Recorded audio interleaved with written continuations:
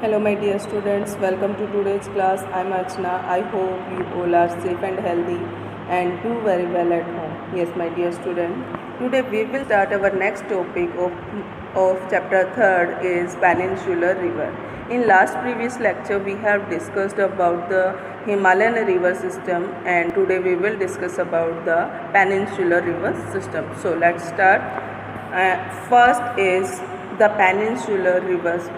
जो peninsular rivers हैं वो कौन कौन सी हैं? The main water divided in peninsular India is formed by Western Ghat. अगर हम इसको वेस्टर्न और ईस्टर्न घाट में डिवाइड करें तो दो साइड में डिवाइड हो सकता है. तो वेस्टर्न घाट की बात करते हैं. Most of the major river of peninsular are Mahanadi, Godavari, Krishna and Kaveri which flow east and flow into bay of Bengal. जो महानदी है, गोदावरी है, कृष्णा और कावेरी, ये रिवर क्या है वेस्ट की तरफ फ्लो करती हैं और बे ऑफ बंगाल में ईस्ट की तरफ फ्लो करती हैं और बे ऑफ बंगाल में जाके अपने वाटर को डिस्चार्ज करती हैं. And only two river Tapi and Narmada rivers which flow in west side. और तापी और नर्मदा है ये वेस्ट साइड फ्लो करती हैं और ये अपने वाटर को डिस्चार्ज करती हैं in Arabian sea. Is clear?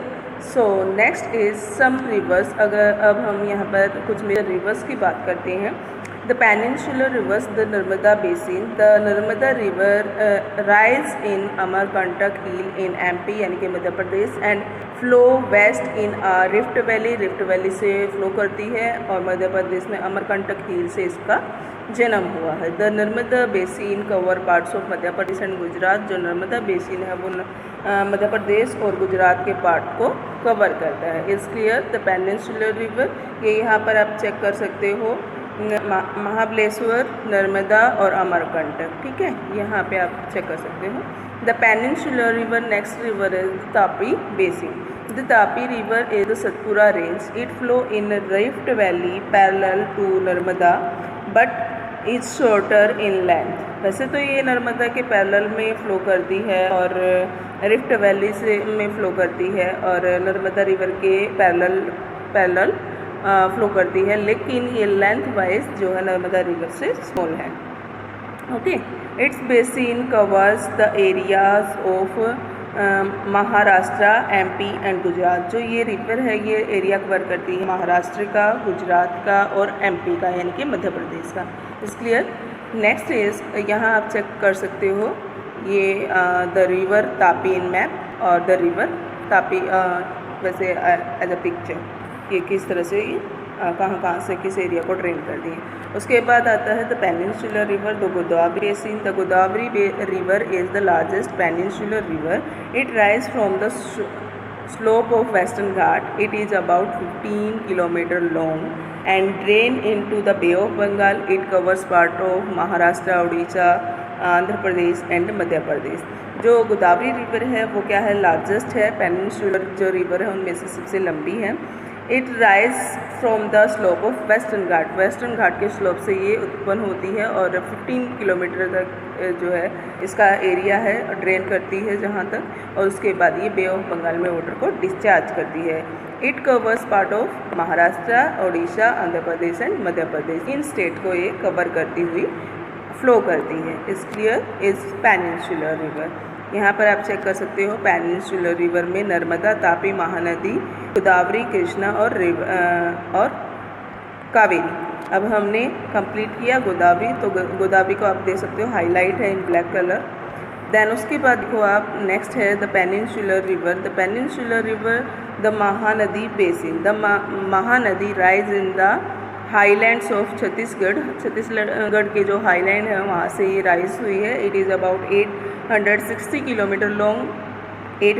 Kilometre long है and drain into the bay of Bengal. और अपने वाटर को डिस्चार्ज करती है किसमें, बे ऑफ बंगाल में. It cover the area of Orissa, Maharashtra, Chhattisgarh और झारखंड. ये कौन कौन से एरिया को कवर करती है? उड़ीसा, महाराष्ट्र, छत्तीसगढ़ और झारखंड के एरिया को कवर करती है. इट मीन्स इन स्टेट में ये ड्रेन करती है. यहाँ पर आप देख सकते हो महानदी को किस तरह से मैप में शो किया गया है. Is clear? Then next is the peninsular river, the Krishna river. The Krishna river from a spring near Mahabaleshwar and is about 14 1400 kilometre long and finally drain into the bay of Bengal. जो Krishna river है वो rise करती है और rise करते हुए ये महाबलेश्वर से राइज होती है और 1400 किलोमीटर की लेंथ को कवर करती है और फिर जाके अपने वाटर को बे ऑफ बंगाल में डिस्चार्ज करती है। Its drainage basin is shared by Maharashtra, Karnataka and Andhra Pradesh. जो इसका ड्रेनेज एरिया है वो कौन कौन सा है? महाराष्ट्र का एरिया है और कर्नाटक और आंध्र प्रदेश। इन स्टेट्स को ये जो है कवर करती है या इन स्टेट को ड्रेन करती है। It's clear. Next is the peninsular river, the Kaveri basin. The Kaveri river rise in Brahmagiri range of western Ghat and drain into the bay of Bengal. ये ब्रह्मगिरी रेंज से निकलती है, वेस्टर्न घाट में ब्रह्मगिरी रेंज है वहाँ से राइज हुई है और इसके बाद ये फाइनली जो है बे ऑफ बंगाल में अपने वाटर को डिस्चार्ज करती है। It is about 76 kilometre long और ये 76 किलोमीटर लॉन्ग है। It drain the area covered by Tamil Nadu, Kerala and Karnataka. ये जिस एरिया को ड्रेन करती है उसमें कौन कौन से एरिया को कवर करती है? मीन्स स्टेट को कवर करती है तमिलनाडु, केरल और कर्नाटक। इन स्टेट को कवर करते हुए ये जो है ड्रेन करती है। It's clear. ओके, सो यहाँ आप इसको देख सकते हो कावेरी बेसिन। उसके बाद हम करते हैं रोल ऑफ रिवर। ये जितने भी हमने रिवर्स की पेनिनसुलर रिवर थी, जो मेन रिवर थी पेनिनसुलर में, हमने उनको किया। अब बात करते हैं role of rivers in economy. किसी भी कंट्री की इकोनॉमी में क्या रोल होता है रिवर्स का? क्या रिवर्स इम्पोर्टेंट है किसी कंट्री के लिए, किसी कंट्री की इकोनॉमी के लिए? उसको देखते हैं। Let's see the role of river in the economy. Economy में रिवर्स का रोल क्या है? Rivers have been of fundamental importance to humans के लिए। ह्यूमंस का जो है एक तरह से आप ये कह सकते हो, जो रिवर हैं वो फंडामेंटल इम्पोर्टेंस रखती हैं। मीन्स इस ह्यूमन लाइफ में वाटर की जो नीड है उनको कंप्लीट करने में रिवर्स का इम्पोर्टेंट रोल होता है। सो जितनी भी हमारी ह्यूमन एक्टिविटीज़ हैं वो कहीं ना कहीं डायरेक्ट और इनडायरेक्टली वाटर से कनेक्ट है। वाटर की नीड हमें रहती है और वो नीड हमें हमारी कहाँ से कंप्लीट होती है? रिवर से। So rivers are important. Using rivers for irrigation. कहाँ कहाँ यूज होती हैं? Irrigation, navigation, hydro power generation, fishing is of special significance. ये जो इम्पोर्टेंट यूज हैं रिवर्स के, इनमें फर्स्ट है इरिगेशन, यानी कि खेतों में हम सिंचाई करने के लिए यूज़ करते हैं। नेविगेशन होता है नौका विहार, यानी कि किसी एरिया में अगर एक जो रिवर है वो लार्ज रिवर है और उसको कवर कर उसके दोनों बैंक साइड अलग अलग प्लेसेस हैं, अगर उनको वहाँ से एक प्लेस से दूसरे प्लेस पे जाना है तो नेविगेशन के लिए उस रिवर को यूज़ किया जाता है। और कुछ रिवर हैं जहाँ जो हमारी थिंग्स को इंपोर्ट करने में और एक्सपोर्ट करने में हेल्प करती हैं in one state to another state. So next is hydro power generation, यानी कि हाइड्रो इलेक्ट्रिसिटी जो हम जनरेट करते हैं रिवर्स के साथ। जो डैम होता है, डैम बना करके रिवर पे उनको उस हेल्प से हम क्या करते हैं? हाइड्रो पावर जनरेट करते हैं। फिशिंग भी एक ह्यूमन एक्टिविटी है जो ह्यूमन प्राइमरी एक्टिविटी इसमें काउंट होती है और मोस्ट ऑफ जो है ह्यूमन की फूड की जो नीड्स है उसको फुलफिल करने में हेल्प करती है। Hydro power on river Kaveri and fishing done in reverse. इसमें आप यहाँ पर देख पा रहे होंगे इंडियाज़ लेक। अब बात करते हैं इंडिया की इम्पोर्टेंट लेक्स कौन कौन सी हैं। तो इंडिया की लेक्स जो हैं उनके बारे में डिटेल इन्फॉर्मेशन लेते हैं। First is the Indian lakes. India has many lakes, they differ in size and other factors. India में बहुत सारी लेक हैं जो अपने साइज और फैक्टर्स को लेकर डिफर करती हैं, एक दूसरे से अलग हैं। Most lakes are permanent, some contain water only during rainy season. Most जो लेक हैं वो परमानेंट हैं, लेकिन कुछ जो है वो ओनली रेनी सीजन में ही रेन वाटर को रिसीव करके कंप्लीट होती हैं या फुलफिल होती हैं। Is clear. Then next is meandering river across a flood plain form cut off that later develop into oxbow lake. और जब मेंडर बनते हैं रिवर के अंदर और वो मेन रिवर से कट हो जाते हैं तो ओक्सबो लेक बनती हैं। वो भी क्या है? इंडिया के अंदर फेमस हैं। उनमें से एक मस्ट सूटेबल एग्जांपल है चिल्का लेक और पुलिकट लेक और चिल्का लेक इसके दो बेस्ट एग्जांपल हैं इसके ओक्सबो लेक के, जो रिवर के अंदर मेंडर बनते हैं। उनके मेंडर यानी कि जो फोल्ड बनते हैं रिवर के अंदर, और उन फोल्ड का जब वो मेन रिवर स्ट्रीम से अलग हो जाते हैं तो वो ओक्सबो लेक यानी कि और जो बेल होता है उसके खुर जैसी आकृति में ड्रॉप हो जाते हैं, रिवर से कट जाते हैं। Next is lake in region are some time seasonal. इसमें अगर हम सीजनल की बात करें कि जो सीजनल रिवर लेक होती हैं, जैसे सीजनल रिवर होती है वैसे ही कुछ सीजनल लेक भी होती हैं जो ओनली रेनी सीजन में वाटर रिसीव करके और कम्प्लीटली फॉर्म अप होती हैं, जिसमें से मेन एग्जांपल है सांभर लेक। सांभर लेक जो है वो रेनी सीजनल है, जो रेनी सीजन में ही वाटर को रिसीव करती है। It's clear.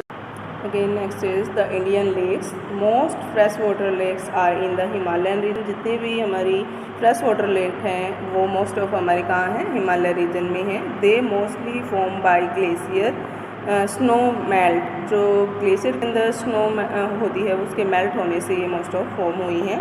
For example Dal lake, Wular lake, ये क्या है हमारी फ्रेश वाटर लेक है जो हिमालय रीजन में मिलती हैं। Second is apart from natural lake the damming of rivers for hydro power generation has also lead to the formation of lake.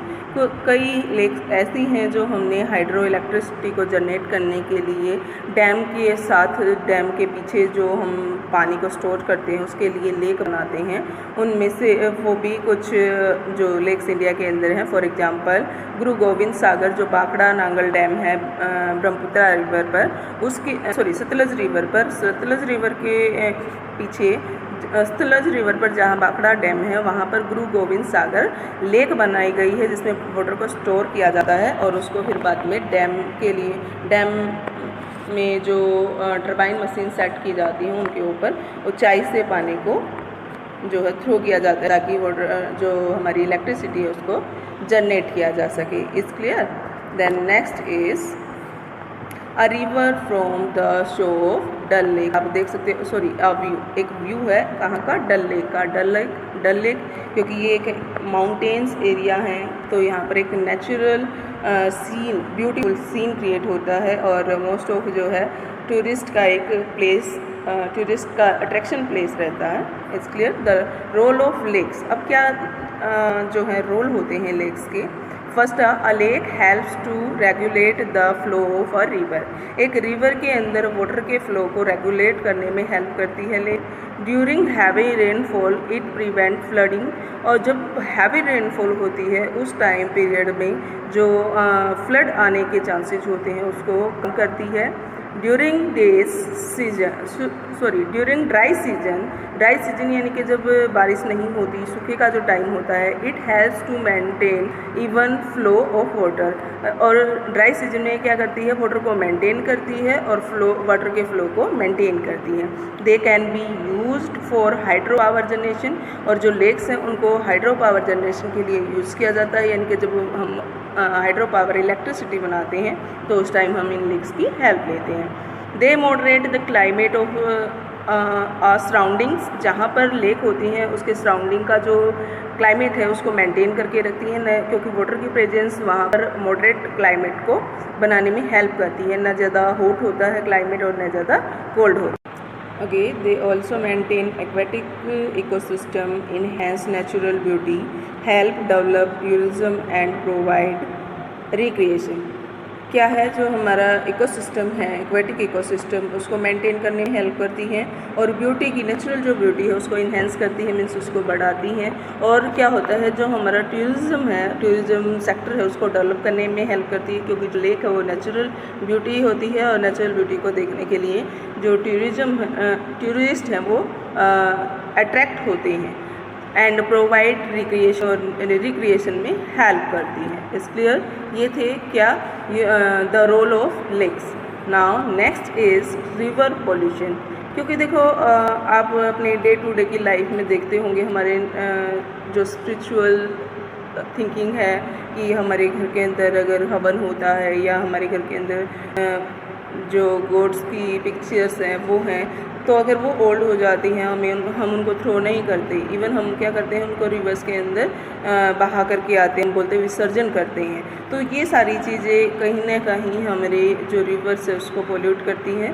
दूसरी चीज़ें क्या होती हैं कि हमारा जो आज का मॉडर्नाइजेशन है उस वजह से भी हमें इस तरह की प्रॉब्लम्स को झेलना पड़ता है कि रिवर्स के अंदर पोल्यूशन फैल गया है, क्योंकि डे बाई डे जो पॉपुलेशन है वो इंक्रीज हो रही है और बढ़ती हुई पॉपुलेशन की जो सीवेज प्रॉब्लम है उसको सोल्व करने के लिए रिवर्स के अंदर जो सीवरेज सिस्टम है उसको डंप कर दिया जाता है और बिना किसी ट्रीटमेंट के, जिसकी वजह से रिवर पॉल्यूशन होता है। सो रिवर पॉल्यूशन को चेक करते हैं। First point is the growing domestic industrial and agricultural demand for water from rivers affect the quality of water। जो बढ़ती हुई डोमेस्टिक इंडस्ट्रियल और एग्रीकल्चर सेक्टर में वाटर की डिमांड है वो कहीं ना कहीं रिवर के अंदर जो वाटर है उसकी क्वालिटी को इफ़ेक्ट करती है।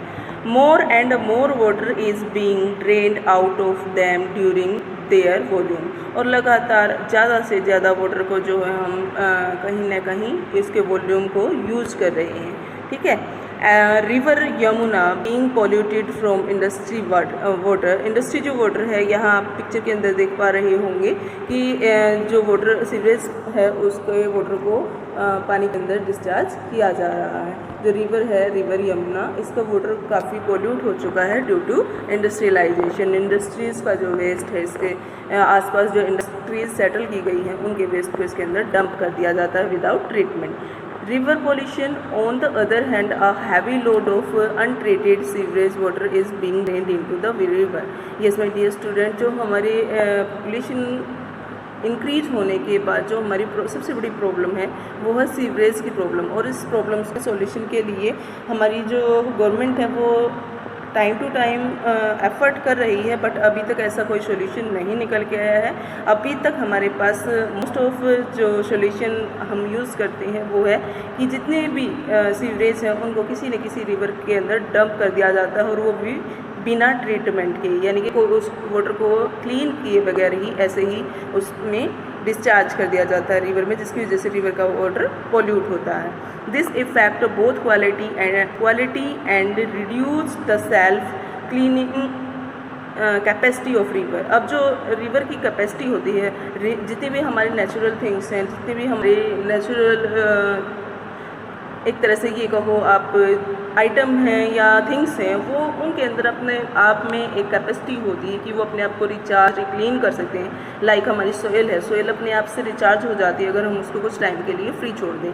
सेम ऐसे ही रिवर के अंदर भी इतनी कैपेसिटी होती है कि वो अपने वाटर को क्लीन कर ले। कुछ टाइम के बाद आप देखते, कई बार आपने देखा होगा पानी के अंदर आप डस्ट जो है उसके अंदर मिक्स किया या कुछ और गार्बेज आपने मिक्स किया, उसके बाद कुछ टाइम बाद वो अपने आप जमी उसकी जो रिवर का जो फ्लोर होता है उसके ऊपर, उस तल के ऊपर जम जाती है, और रिवर कहीं ना कहीं उन चीज़ों को गला करके मिक्स कर देती है मिट्टी में चेंज करने की। So next is this affect both quality and reduce the self cleaning capacity of river। और ये इफ़ेक्ट जो है ना कहीं रिवर की जो सेल्फ क्लीनिंग कैपेसिटी होती है उसको कम कर देती है। क्योंकि जितने भी नेचुरल प्रोसेस होते हैं, जितने भी नेचुरल थिंग्स होती हैं, उनमें अपनी एक कैपेसिटी होती है अपने आप को रिचार्ज करने की और क्लीनिंग करने की। ठीक है, तो वैसे ही रिवर की भी क्लीनिंग कैपेसिटी होती है, लेकिन कहीं ना कहीं जो इफ़ेक्ट है पोल्यूशन जो रिवर्स के अंदर है उसकी वजह से वो कैपेसिटी उसकी कम हो रही है। So next is programs initiated to control river pollution include Ganga action plan और GAP, नर्मदा बचाओ अभियान एक्सेट्रा। ये गवर्नमेंट के द्वारा शुरू किए गए कुछ प्रोग्राम हैं जिनके द्वारा रिवर्स के पोल्यूशन को कंट्रोल करने की कोशिश की गई है, या एक तरह से ये कह सकते हैं रिवर पोल्यूशन को कम करने के एक स्टेप है गवर्नमेंट के द्वारा लिया गया, जिसमें गंगा को क्लीन करने के लिए गंगा एक्शन प्लान, जिसे इन शॉर्ट GAP का नाम दिया जाता है, और नर्मदा बचाओ यानी कि नर्मदा रिवर के लिए नर्मदा बचाओ अभियान, ये गवर्नमेंट के द्वारा शुरू किए गए हैं ताकि आने वाले टाइम में जो पोल्यूशन है उसको कंट्रोल किया जा सके।